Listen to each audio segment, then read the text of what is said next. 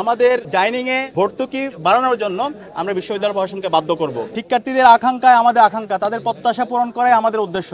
আমরা মাস্টারদের সূর্যসেন হলে এসেছি, সূর্যসেন হলে শিক্ষার্থীদের প্রত্যাশা, তাদের আকাঙ্ক্ষার কথাগুলো শুনছিলাম এবং প্রচারণা শুরু হওয়ার পর থেকে আমরা চেষ্টা করেছি ঢাকা বিশ্ববিদ্যালয়ের প্রত্যেক শিক্ষার্থীর ডোর টু ডোর যাওয়ার জন্য, তাদের প্রত্যাশা, তাদের আকাঙ্ক্ষার কথাগুলো শোনার জন্য। এবং আমরা শিক্ষার্থীদের স্বতঃস্ফূর্ত রেসপন্স দেখতে পাচ্ছি এবং আমরা বারবার বলছি ঐক্যবদ্ধ শিক্ষার্থী জোট, সেটা হলো শিক্ষার্থীদের একটা জোট। শিক্ষার্থীদের ভয়েসে আমাদের ভয়েস, শিক্ষার্থীদের আকাঙ্ক্ষায় আমাদের আকাঙ্ক্ষা, তাদের প্রত্যাশা পূরণ করাই আমাদের উদ্দেশ্য।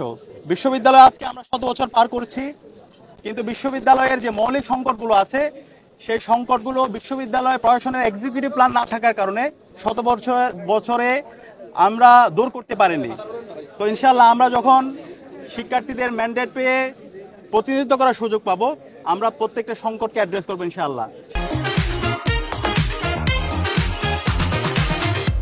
বিশেষত যদি আমরা বলি, আমাদের হলগুলোতে যে আবাসন সংকট, সেই আবাসন সংকটগুলো কৃত্রিম সংকট। সে আবাসন সংকট দূর করার জন্য আমরা সবার আগে কাজ করব।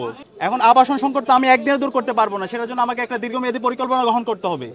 দীর্ঘমেয়াদী পরিকল্পনার অংশ হিসাবে শিক্ষার্থীদের যেন আবাসন সংকট দূর হয়, হল নির্মাণ পর্যন্ত আমাদেরকে সময় দিতে হবে, সেই রোডম্যাপ আমরা তৈরি করব। এবং একই সাথে প্রায়োরিটি ভিত্তিতে বিশেষ করে আমাদের যারা নারী শিক্ষার্থী আছে, আমাদের যারা ছাত্রী বোন আছে, তাদের জন্য আবাসন সংকট নিরসন করার জন্য আমরা সবার আগে কাজ করব।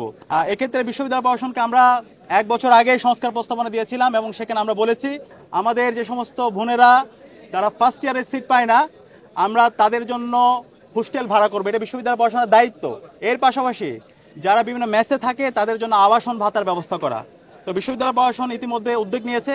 ইনশাল্লাহ আমরা যখন বিশ্ববিদ্যালয়ের শিক্ষার্থীদের ম্যান্ডেট পেয়ে প্রতিনিধিত্ব করার সুযোগ পাবো, সবার আগে আমরা শিক্ষার্থীদের যারা হলে সিট পাবে না তাদের জন্য আবাসনের ভাতার ব্যবস্থা করা এবং হোস্টেল ভাড়া করা, সেই কাজটা আমরাও করবো এবং দীর্ঘমেয়াদী পরিকল্পনা অংশ হিসেবে হল নির্মাণের জন্য আমরা কার্যকরী উদ্যোগ গ্রহণ করব। একই সাথে আমরা যারা হলে থাকি, বিশ্ববিদ্যালয়ে যতগুলো ক্যান্টিন আছে, মেস আছে, খাবারের মান খুবই ভয়াবহ অবস্থা। তো সেক্ষেত্রে আমরা 2টা কাজ করব। প্রথমত হচ্ছে খাবারের দাম নির্ধারণ।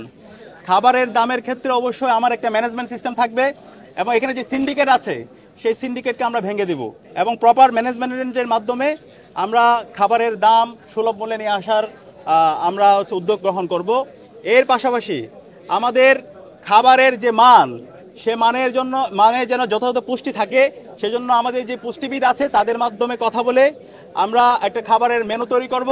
অন্তর সেই খাবারের মান যাচাই করা হবে এবং একই সাথে আমাদের অনেক শিক্ষার্থী ভাই বোনরা আছে, তাদের এক্সট্রিম ফাইন্যান্সিয়াল ক্রাইসিস আছে। আমরা আমাদের এই ভাই বোনদের জন্য মিল ভাউচার সিস্টেম চালু করব এবং বিশ্ববিদ্যালয়ের প্রশাসনকে আমাদের এই ডাইনিংয়ে, মেসে ভর্তুকি বাড়ানোর জন্য আমরা বিশ্ববিদ্যালয় প্রশাসনকে বাধ্য করব। এবং একই সাথে আমাদের স্বাস্থ্যের অনিরাপত্তার কারণে, আমাদের খাদ্যের অনিরাপত্তার কারণে আমাদের স্বাস্থ্যের অনিরাপত্তা দিনে দিনে বাড়তে থাকে।